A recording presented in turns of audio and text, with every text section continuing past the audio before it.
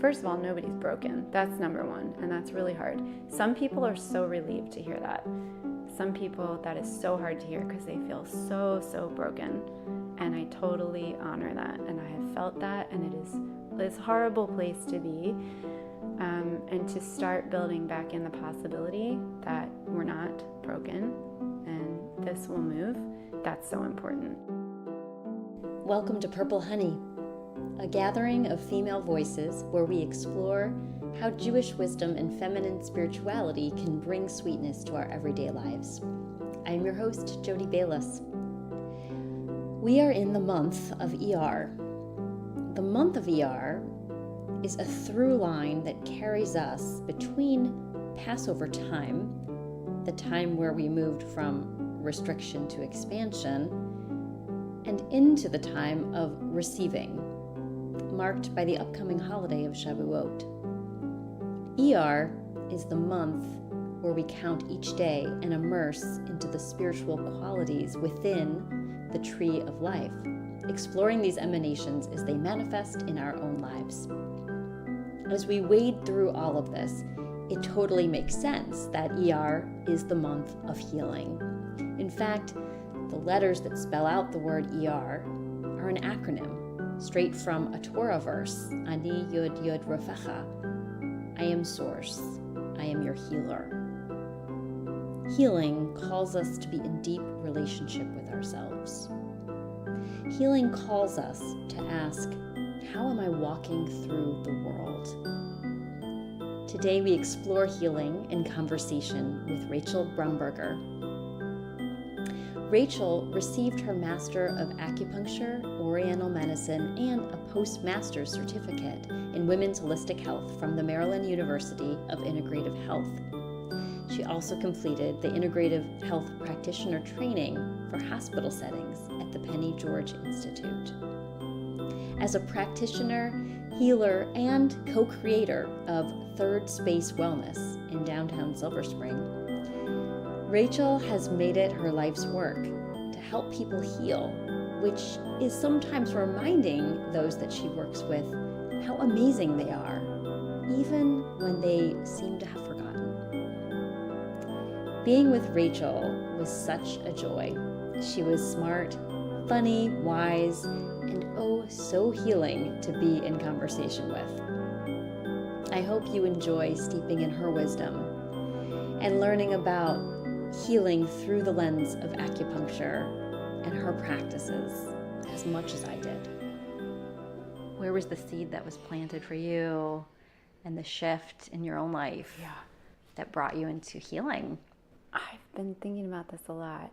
So lots of people are curious, how do you become an acupuncturist? How does that happen? And this is my typical standard answer, which is still true. My quickie is like, there was this perfect intersection of my health falling apart and my want for different work all at the same time.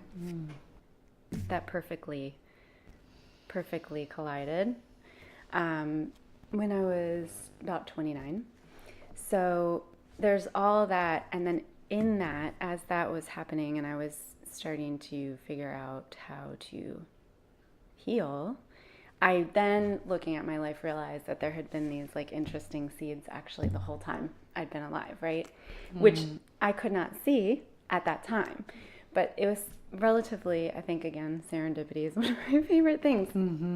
But I was struggling in my work life with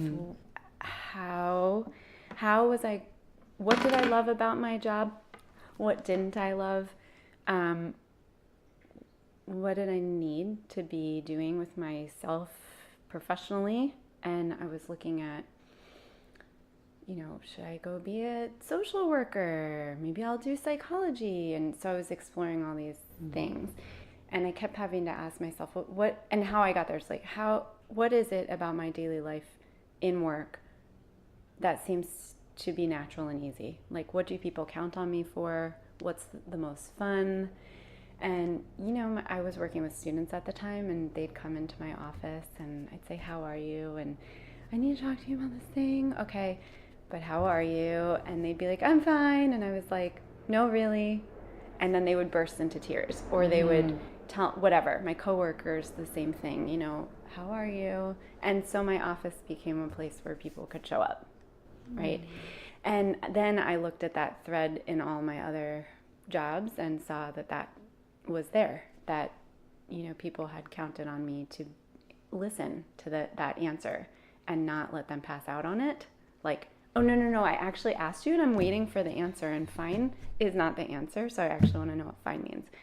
And so there was that, and at the same time I'm having additional digestive disharmony, speaking of food things, and panic attacks, and like, oh, I can't sleep. And this is not new, it just got worse after a period of being okay for a while.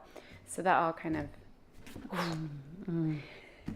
and then I was at a reunion with some of my singing friends from college when one of them was like, oh, I'm studying acupuncture. And I said, oh, cool, I heard that's great for stress. Like, I'm stressed out, right? She's like, come to the clinic. You should come, try it. So I did. I started that journey with her. It was amazing. Things just started to move that had never moved. And she was the one that's like, I think you should look into this. I think you'd maybe be good at this and like this. And I was like, that's wild. Stick needles in people? No, never. However, I got the courage to go to an open house at my school that I ended up at, which I never would have gone by myself, but I went by myself. I walked in. It felt like home. I was like, great, I'm home. These are my people. Now what? So I looked to do every possible program except acupuncture because I thought there's no way. And it turned out actually that was the way, because when I sat in finally at the end of this sort of like, let me look at all the places in this house that I could participate in, that I sat in on this observation class and I was like, oh yeah, you're talking to my inner 3-year-old. Like, this is totally the way. That's it. And I signed up. I was like enrolled within weeks. And I had been hearing about the school on the radio for months while I was having these panic attacks, like on my way to work. I would hear about the school. I just didn't realize. And I had grown up down the street from the school and didn't realize, and had gone to the post office like every week with my dad in the same building as this school my whole life. So it's interesting, and it's funny. And then it's like I did the herb program, and you learn about all these fascinating things. And then when I look back, and what did I like to do as a kid? I liked teaching. I liked asking people questions and hearing their answers, and I loved playing with onion grass and trying to like turn it into perfume and collecting stones and looking at, like, I heard, oh, you could heal someone with a feather, so I tried it when I was a kid. So it's when I look back, it's like that was always there, right? I was fascinated with medicine women and tribe medicine and village medicine, and I thought it was fascinating. So And there was this like deep alignment for Yeah. you, super deep. and it was like this was your space. Totally. And it was like, oh, all the stars lined up. I'm finally where I'm supposed to be. Oh, and then poof, that was that. And the training is 3 years? So in Maryland, so the acupuncture degree, the master's, and there's a lot of growth in these modalities right now in the schools and the processes. So at the time, the master's program was a 3-year program plus or minus clinic, depending on how long it took. And then you did herbs separately. Now you can do them together. But Maryland doesn't require herbal practice for an acupuncturist. A lot of other states do. So I ended up in 5 years of school. I did my acupuncture degree, did my women's health certificate, did my herbal piece after. And was the women's health piece, was that what brought you to bring that in? I think I said this in my first day in that program. I think all health is women's health. Really. I think, and not because we're all women or have to abide by that binary. It's more the energetic. I mean, we live on the Mother Earth, and women have complex, different, mysterious bodies in some ways. We're different creatures, if in at least in our biology, our organ structure, aside from our anyone's relationship to their feminine, like wherever anybody is in their gender, anywhere in there, it doesn't matter. We all have a relationship with femininity, masculinity, etc., and everything in between and outside and whatever. And we live on this planet that has this feminine energetic. So I think all health is women's health, because everyone got here from a womb.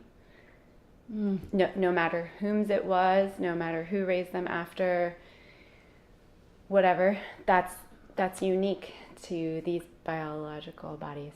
And so I think we can, if we understand that, then we can help everybody. That's really deep. I feel like I could go in this women's health direction for you for hours, so I'm containing myself. But just in hearing you say, yeah, we are walking on Mother Earth. Yeah. And there's these access points, whether we are accessing them or not. Yeah. Are a channel for healing. And absolutely. And our relationship with our bodies and our nutrition and feeling safe, and that all that starts within the body, and then as soon as we come out, and whatever that is after. So our relationship with feeling safe and our emotional relationships, our relationship with nourishment, it's all related. It doesn't matter who was doing the safety, doesn't matter who was feeding this little one, doesn't matter. It's all that part of that energetic. And our bodies are different, and they require a deep understanding of that in order for us to be well. So I thought that was really important to you, because we have, in these bodies, we have some differences in the way things show up, and the way our chi moves, and the relationship we have with our substance, like our substantive nature, that there's blood in my veins, because we have this extra organ. It's a whole thing. There's a whole vasculature that is created. Yeah. So yeah. No. Huge. It's enormous.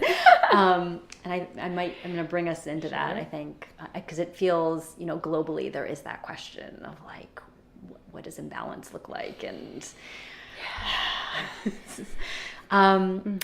but you mentioned chi, so I thought we could maybe explore a little bit together. Sure. You had mentioned when you were working in more of an office setting, students would come to you, and the space was, how are you? And that feels like there's that connection between acupuncture and Chinese medicine, and some of its basic principles, and then your relationship with your clients. Yeah. So maybe we'll start with what's the 101? So for everyone, I think one thing that's important to sort of demystify the word chi, and this is how I tell my patients, is simply, I'm alive, you're alive, we have chi. When we're dead, no more chi. That's it, right? It's just energy, life force. That's it. I'm enlivened, you're enlivened, and one day we will not be enlivened like this. No more enlivenment, no more coursing chi. Okay, so that's because people don't know energy. That's like either really, really lovely for people, makes them feel really safe in a treatment room, or totally can freak people out, or anything in between. So I think it's really important to just like invite people to the possibility. We're just talking about enlivenment, right? And then simply stagnation and movement is like, am I moving smoothly through my life relative to the circumstances that I am experiencing, or not? It is obviously incredibly complex to get into each beloved's unique circumstances and how uniquely they respond to the circumstances and what happens in their body, mind, spirit. That's really sacred territory for like each single human being that I have the honor of being around. And it is actually that simple as, am I smooth in the presence of this thing that's happening? Relatively. Or maybe appropriately. Like when something huge is happening, it's totally appropriate to have a huge response and maybe get hugely stuck for a bit. Mm-hmm. Is it okay to stay there 17 years later? Not really. Mm-hmm. That's not life-giving. That's not enlivenment. That's movement toward death. Mm-hmm. So, is the thing that's happening kind of not that big a deal, and I am having an enormous response to it? Interesting. What is that? That's stagnation, also in present time. So if we look at it like that, it's actually, that part is simple. Getting through each person's unique showing up of that. That's dynamic. And sometimes very simple, sometimes complex, but either way dynamic. Because it's their life.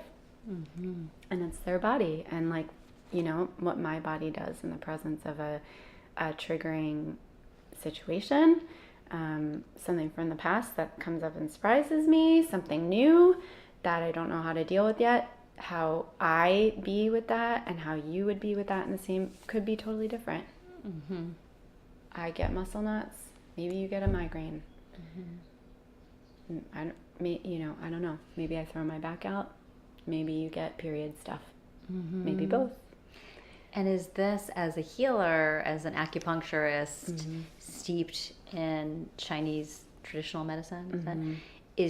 So that's a huge piece of information. Huge piece of information.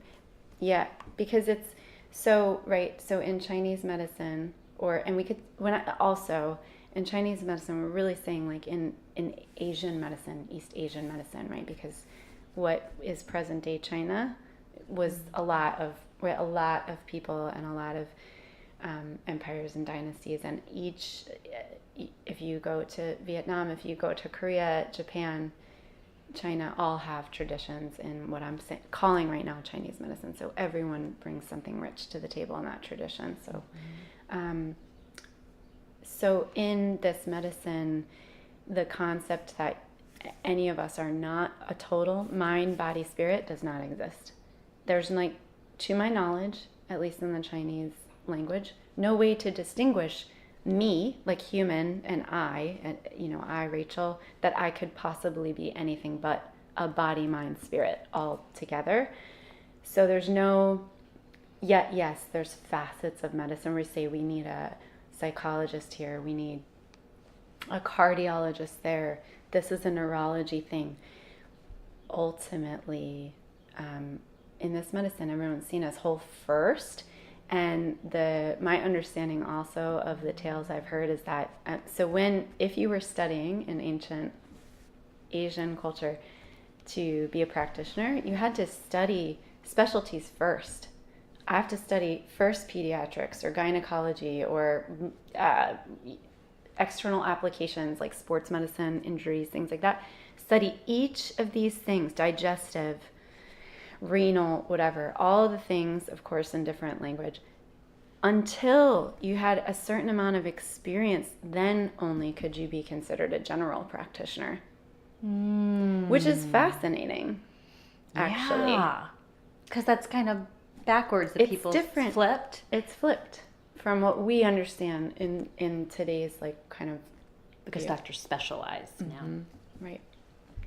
So I'm just going to repeat that so I make sure I understand it. Yeah. So that people that if you were studying through this tradition, you would start with different areas and move up to general practitioner because you're steeped in and you're grounded in all of that. Uh-huh. So it is really different way of having someone come into a treatment room. From at least here, in our understanding of modern medicine, and modern is referring to like a 200-ish year period. So like what was medicine in the United States even is very different. 250 years ago, from 200 years ago, from 10 years ago, and I think it's important to honor that and honor what that's amazing at, and like how thankful I am that there are emergency rooms and all of that. And by the time someone lands with me, typically, not always, like they've been around the block, confused maybe about why they're still having their symptoms, maybe well treated, maybe not, often a lot of medications, usually for a couple different things, and not having come back into touch with something we all knew as children, whether we could say it or not, that I'm whole and complete. And until we get that sorted, this stuff is going to be really hard to figure out for any specialist. I don't know why I have acid reflux. I mean, that one, IBS, there's so many things. People are like, I've done all the things. Like, why is this happening to me? Which is something we can talk about too. And it's like, well, you know, or neck pain. I get a sad muscle when I'm supremely disappointed and angry. Any massage in the world is not going to take care of that until I, Rachel, handle that thing that I'm really upset about in my emotional universe.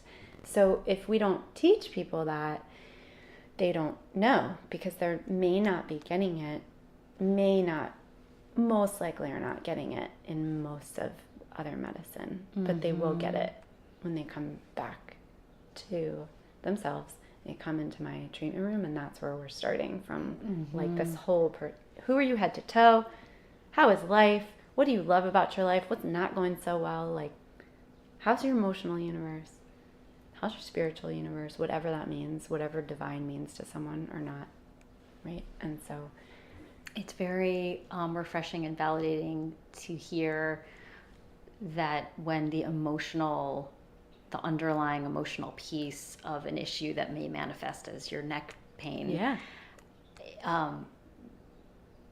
that through your tools and I mean, I feel like I kind of just like sort of spontaneously do this myself. I think acupuncture would help too, because it's like, so, you know, like get right in there. Yeah. But like holding that deeper space can help potentially, and you know, address the other symptoms. What is the mechanism that like makes that happen? That makes that in the how do we address it part, or say more about that. That sounds like a really amazing question. Yeah. So the two questions are right. Like as a treatment, as a practitioner, what's the mechanism? And I'm just curious too if like what is the view in Chinese medicine that addressing all of these sort of Okay, so again, super love it dynamic. So I happen to be trained in 5-element acupuncture. That's one lineage.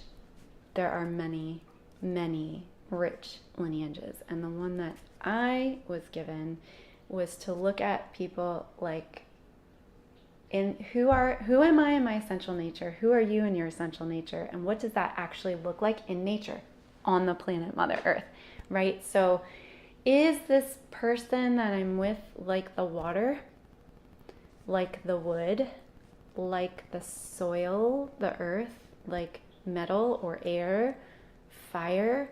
Do they sound like that? Do they look like that? Do they move through the world like that? Is there, when you give someone you love a hug and you know their smell, do they smell like that? Do they smell like those energetics? How do they relate to their life? Do I relate from a place of water or fire or whatever? So that's one viewpoint. That's one very important lens I'm looking at. And also understanding that even in my essential nature, okay, so I have a lot of wood and metal. I know that. Okay, I've learned that in my study. I'm still all 5 of those things. Everybody is the whole thing. Everyone is a microcosm of living here, a microcosm of the universe, a microcosm of this planet. So everyone has water, earth, fire. Everybody. The question is like, what is the quality of it? Who's there too much? what's missing? Is this person who has this incredible superpower in, say, the wood element, not able to do fire? Then we have issues. We're going to see problems with joy and relating, or sadness, or whatever. Maybe we're going to see things that are happening in the chest, or the arms, or sweating, or whatever. So there's this one lens of like understanding how this person walks along the planet as a microcosm of the planet, and this like holographic viewpoint of who am I and who are you, and is there enough of everything to be balanced, and is the person in their essential nature balanced in that particular element? Like, is that okay? Is that going okay for them? Or are they stuck in one because of an experience they had in life and they can't get out of it? Can't get out of grief. Cannot. Have tried so hard. Metal element. Even if they're not a metal person, is it just taking up too much of the space in their daily life? So that's one. And then the other, which is universal to all of us who've studied any Chinese medicine, is these 8 principles of kind of, is this an excess or a deficiency issue? Is this interior or exterior? So like, is this an emotional thing causing imbalances, or is this something I caught a flu when I was 8, got trapped in my body, seemed normal, but nobody knows why I have this weird joint pain. And maybe it's external. Is it hot? Is it cold? So there's these, and there's a couple other distinctions, but it's these way of just, is it yin, is it yang? So is this a stillness thing or an activity thing? And so if we're looking at, and there's other further delineations within the context of all of those, and where the substances fall in, like how we look at the fluids of the body, or the blood, or the chi, like, which I said just as enlivenment, but also for anyone who maybe considers themselves an empath, for example, this feeling I have in the presence of someone when I say, how are you? And I think they're lying to me, is chi. And that's another, it's just their chi. I mean, it's like, I can see something there. Can everyone see that? I don't know, but I can. So it's like, there's all of these distinctions and lenses. So I'm looking at like, who is this person in nature? And then how are we in all of these other qualities? So I feel like I answered one of those questions, but or did I get them all? Okay. I think so. And I've had several friends, come to you and really feel that from you of which is of just, wow, like I was explaining this part of my life, and then we got on the acupuncture table and it just seemed to have shifted whatever. Right. And can you break down a little bit what that process is? That interaction? That's great. So we do this. So I always start with a conversation, unless someone is like, I really can't do that today. So if someone comes into the treatment room, it's like, let's talk. I want to hear how they're talking about their life. What's different? What's the same? That gives me information kind of in that nature lens we were talking about. And also, for example, does give me some substantive information, like you know how sometimes if someone's really, like, something really cool happens, really cool, and they come in and they're they're excited. We've all been waiting for this news for like weeks, and when they tell me they don't have enough substance to be as excited as I know they are. So it's really important that I talk to someone and be like, oh my God, that's so cool, so exciting. Tell me more. And if like their voice can't come up and project with excitement because they're so tired, I'm so excited. And I'm like, where's the rest of I know there could be more there for that person, like more ability to experience the full range of that excitement. So I'm looking at like these finite details, right? Yeah. It could be otherwise. Like maybe there's way excessive energy about oh my gosh, so many facets. So I want to like see and hear that first, and connect. Rapport is important. Like otherwise, it's a technician relationship. And will something really cool still happen? Probably, but maybe not as cool. Mm-hmm. So I think that's really important in the healing, because we're talking about healing. And I think I believe that is deepened by the relationship with the healer or the practitioner, or the conduit of the healing experience, however we want to define that. So that's important, because if I'm a technician who just kind of comes in clinically and does my thing and we don't engage, we might miss out on some deep richness, I think, that could otherwise really make things blow up with awesomeness. Mm-hmm. So we chat. They come on the table. We sit, I feel pulses. So both wrists, my hands, just feeling what's happening in this radial pulse on both sides of the body, which gives me a lot of information about chi, blood, fluids, yin, yang, heat, cold, stagnation, lack of stagnation, flow. And from that, I can ask some more questions if we need to. When is that period coming? How have those headaches been? What's happening with I'm angry lately? What is that? So I can check if I get information that way to ask. And sometimes I don't need to check because that's the information and we already covered it, or I could see it or hear it. And that's it. If somebody already if they look angry and they, like, I don't need to ask about that. It's clear. We're just going to work with it. Maybe we do need to talk about it. So maybe I'll send that invitation. So we listen to the pulses. I have them stick out their tongue. I look at the tongue. More information, heat, cold, blood, chi, more information about the substantive sort of physiological nature of the person. But again, the physiological is going to tell me a lot about what's happening in their spiritual universe, their physical universe, and their emotional universe, even though we're talking about a physiological substance. Because I know that from that information, if we're dealing with maybe not enough blood richness, it's pretty clear why that person's not feeling so expressed and excited about their life. They don't have enough blood richness to do that yet. So we need to work on that. So that's confirmation information. And then looking at just the quality of the eye contact. How much spark is there? Do we feel comfortable looking at each other? Do we want to look away? These are things that, is the skin warm? Is it cool? Is it moist? Is it dry? Maybe we palpate the channels, the legs, the arms, which is the channels is essentially the flow of chi of a particular organ system. Mm-hmm. So there's many of them. So we may be able to palpate and say, you know what?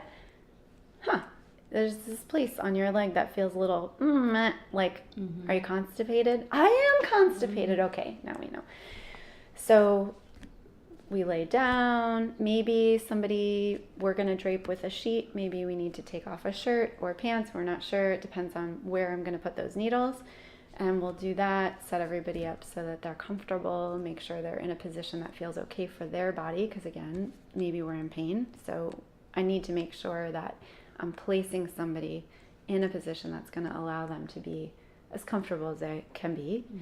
And then it's choosing points and choosing those points and placing those needles, or rubbing that part of the leg, or which herbal formula do I want to do in addition to these needles, is a dance with all of that information that we just put together.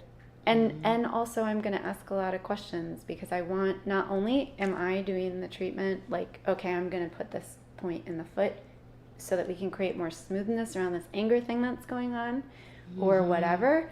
It's also a conversation that's going to allow that person to take some smoothness back with them. Because if I'm the only one doing the work, what is somebody going to get out of their life the other hours of the week that we're not together? Right. That's not fair, I don't think, to be like, good luck with that. So it's also inquiry and coaching, and maybe it's discussion about how much water we need to be drinking, or the routine we have in our life, or, well, how could you talk to your partner about that, or your boss, or there is a coaching element involved too, because I want people to feel empowered and have the tools to go back out into the world and be like, great, I feel a little smoother. Like, how am I going to keep that? And how am I going to find out what triggers me to not feel like that in the first place if we're not practicing being more mindful?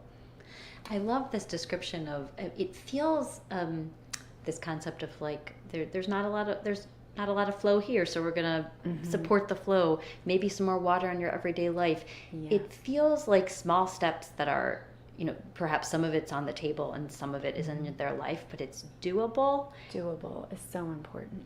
And it feels like it's a supportive, like, practice to bring us into balance. Yeah. And that perhaps you're coaching your clients so that they can access their own healing. Yes, that's so important. Do you feel, because the word heal, it's a word, and do you sense that those that you work with, when they come to you at the beginning, feel a sense of empowerment that they can bring healing to their own lives? I hope that they do by the end of our first visit, because sometimes people come because they're hopeful, and then we're just going to work on the empowerment piece to deepen it, because they know something could be different here. And other people come because they're hopeless and they don't know what to do. And so now it's a totally different gig. So it depends on where somebody, I think, is in that spectrum.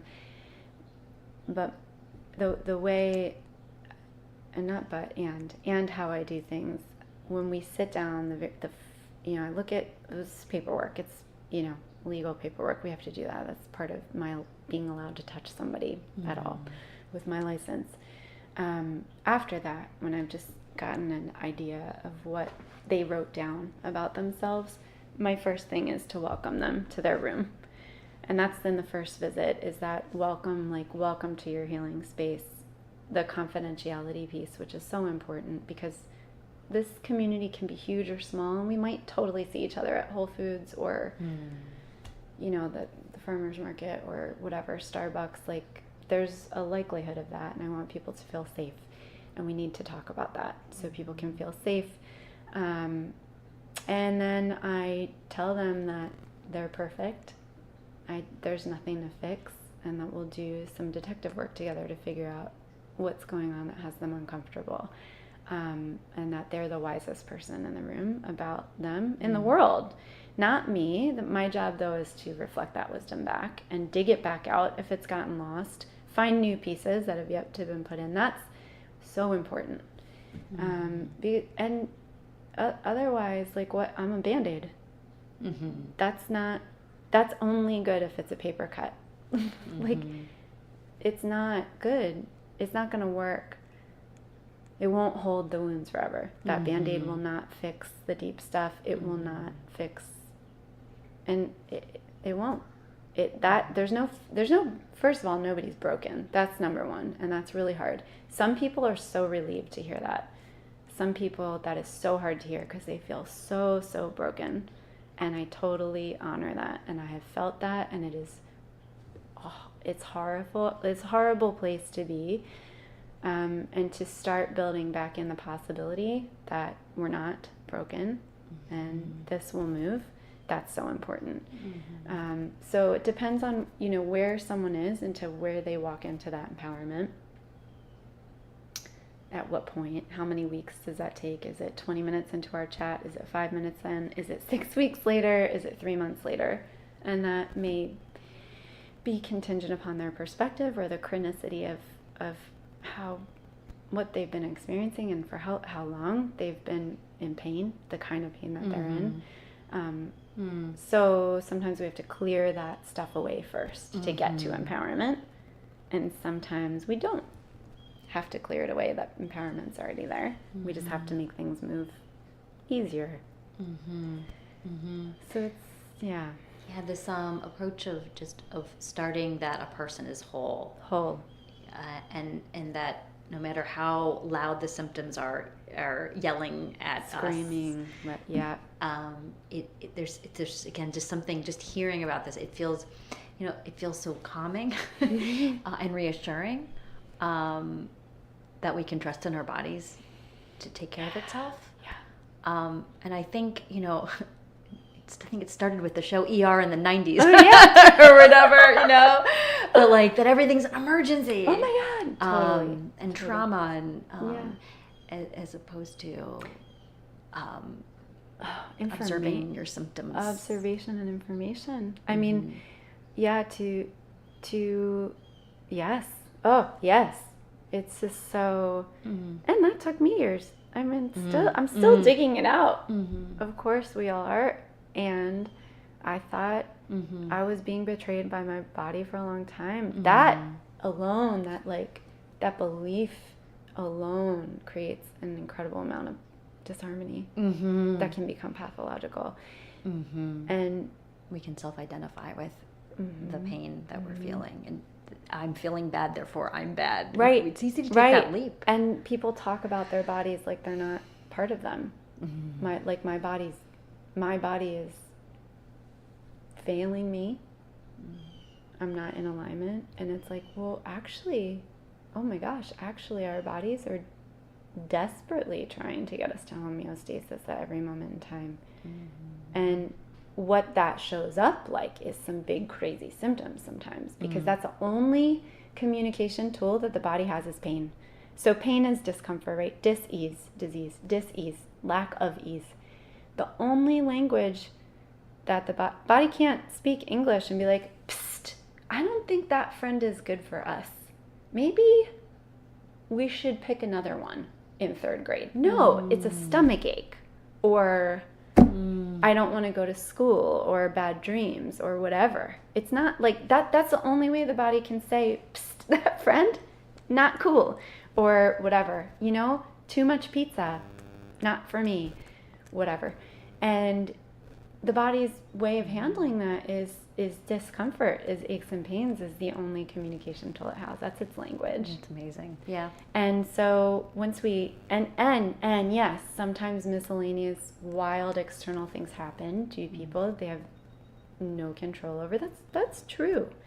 And their body, in response to that, is doing its best to try and figure its way out through that, which is really hard.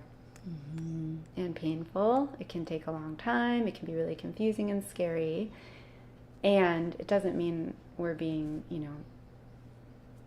that we're in like some, I don't know, terrible relationship with our bodies, that there's like treason. It's not treason. Yeah. It's the body's way of attempting to sort it out. Yeah. I listened to Tara Brach, and she talks about a health crisis that she had about 10 years ago, where her body sort of just had it was kind of a falling apart a bit, and how it really led her to being open and vulnerable, and the fear and having all the things come up in that healing process. Yeah, the break open. It's a breakdown until it's a break open, right?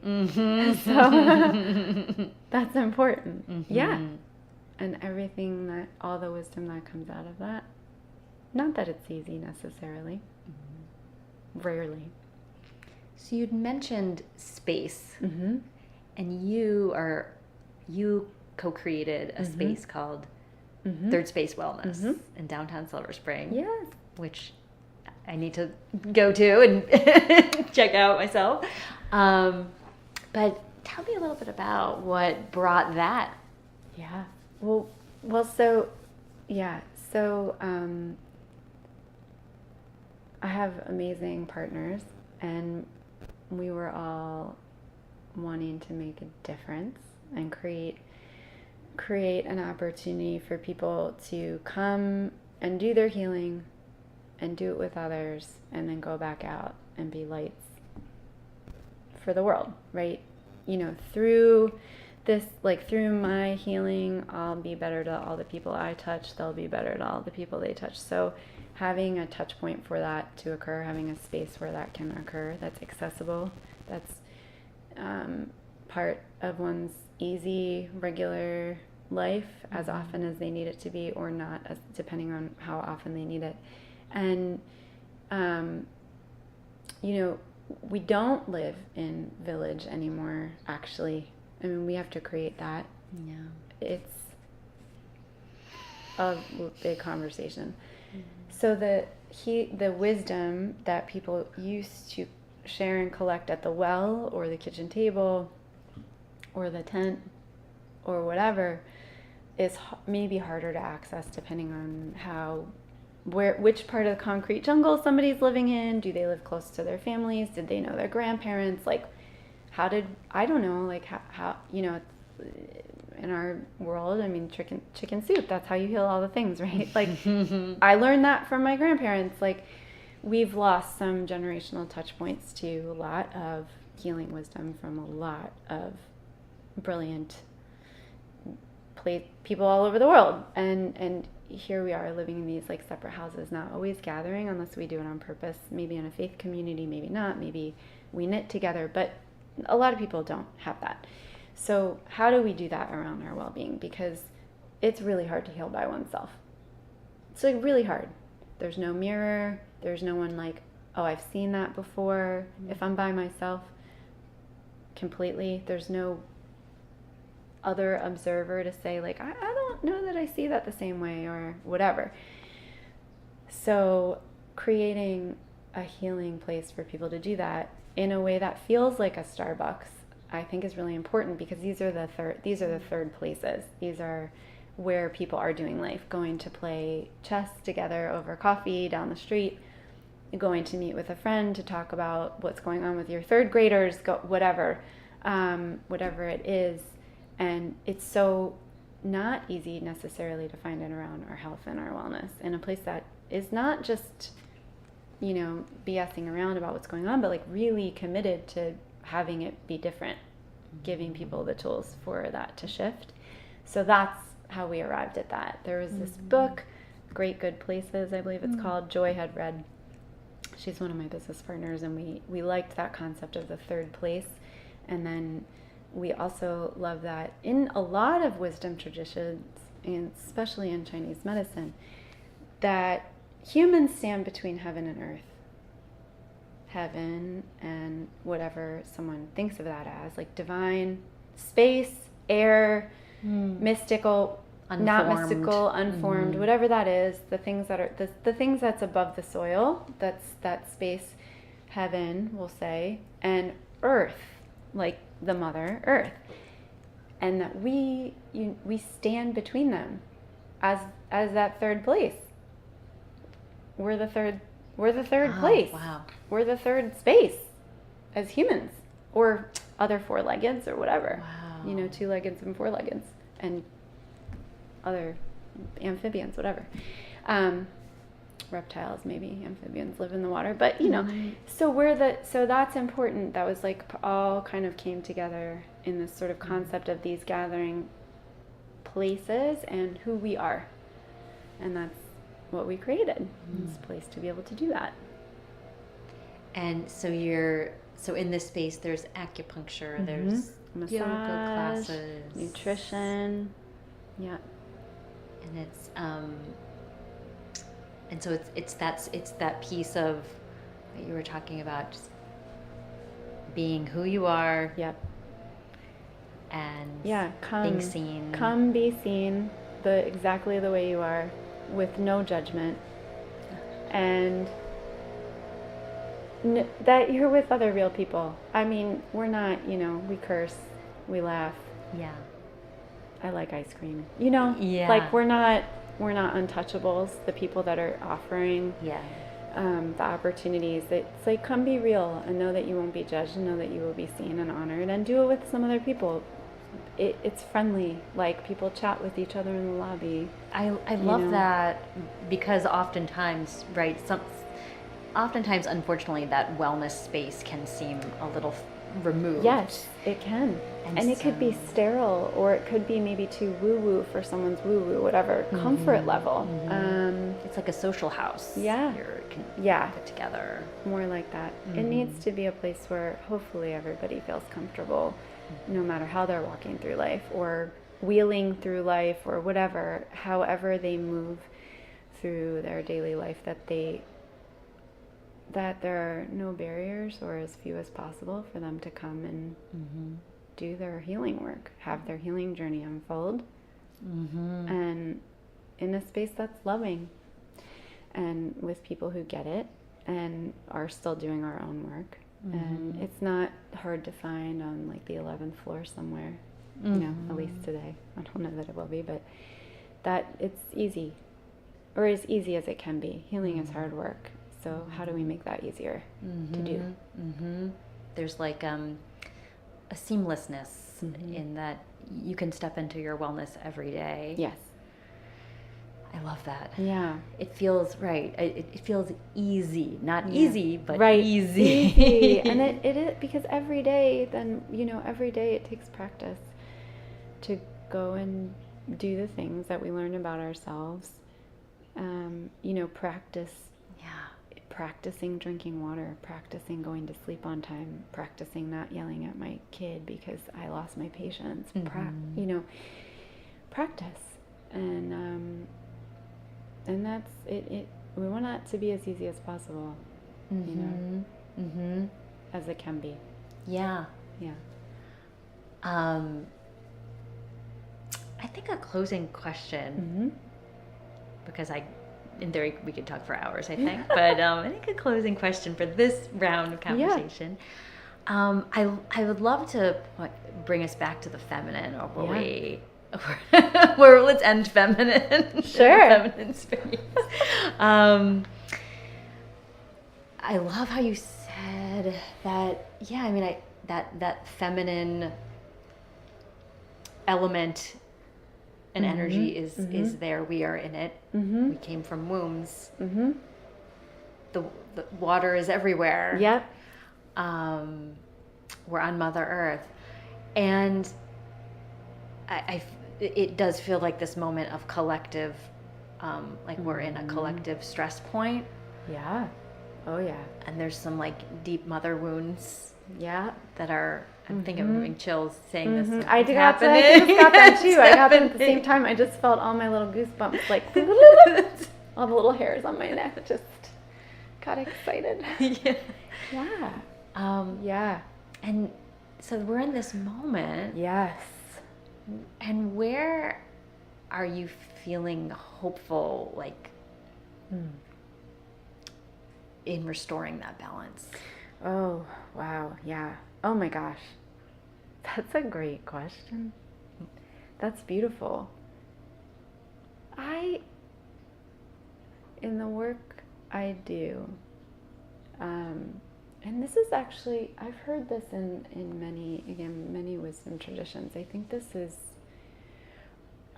what I'm about to say is, it's understood widely by many ancient perspectives and belief systems that we can heal the 7 generations now. In my understanding of the way I practice Chinese medicine, the way that it's influenced, right? It's influenced by belief system. All medicine is influenced by belief system. My take on it, you know, is, so in this moment, you and I, we can heal, in healing ourselves, we can heal the wounds of the women past and the women to come. Both.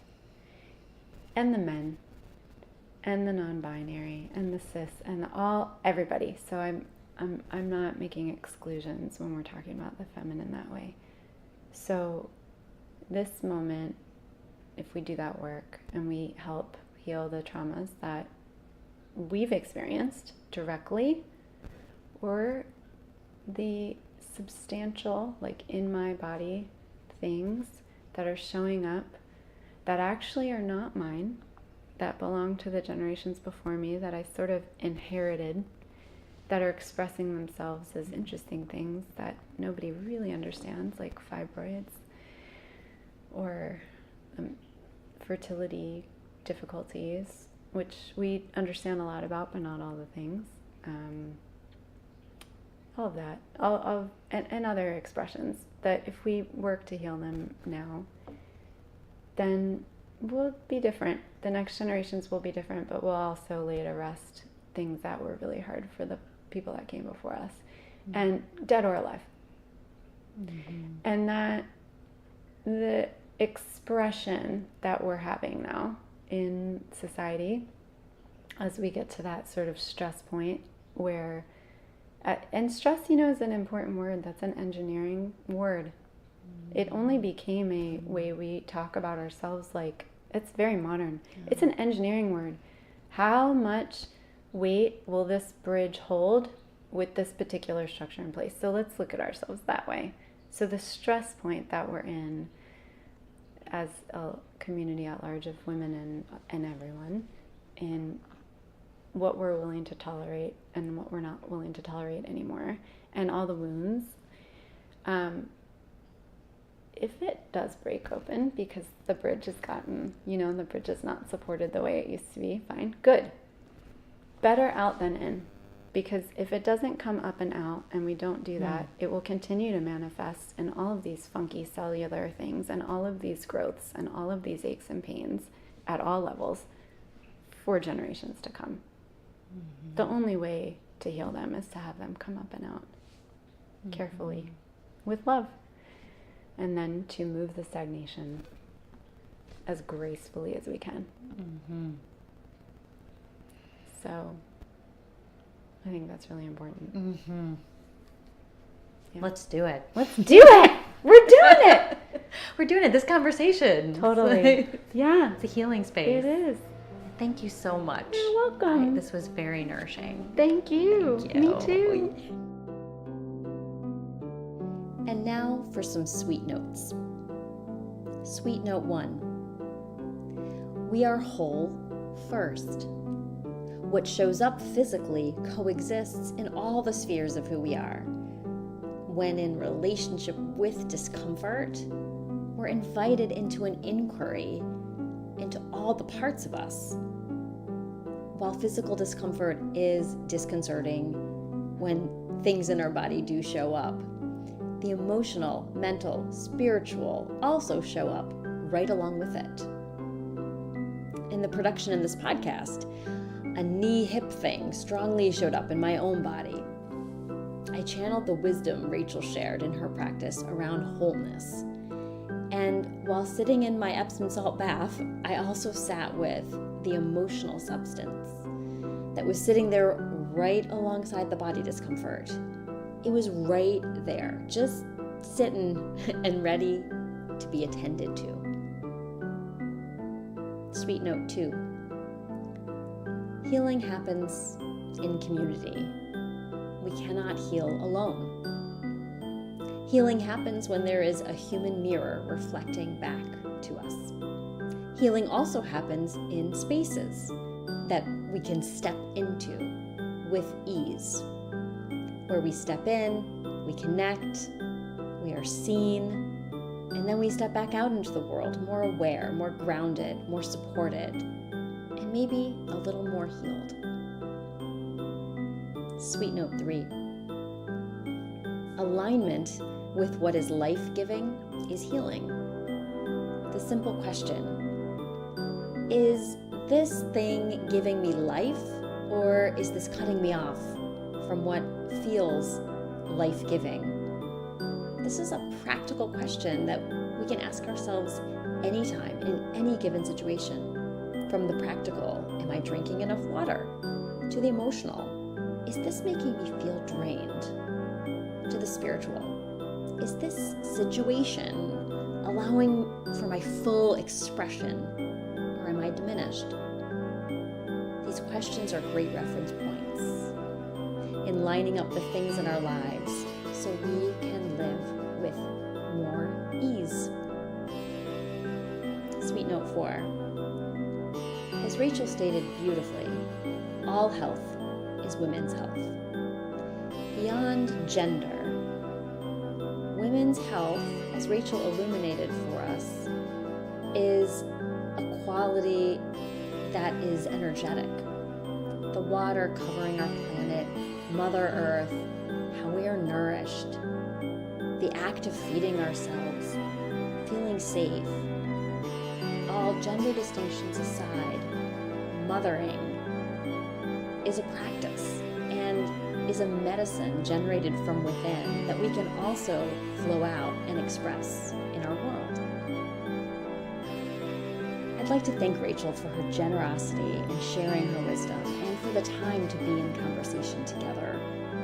If you'd like to check out Third Space Wellness or connect with Rachel, you can find the link at redlentilconsulting.com. And thank you, Ethan Bayless, co-producer, sound engineer, and composer. Your sounds and songs are healing to me. Coming up in our next episode, we line up with Shavuot and explore forming Jewish communities. Until then, I'm Jody Bayless, and this is Purple Honey.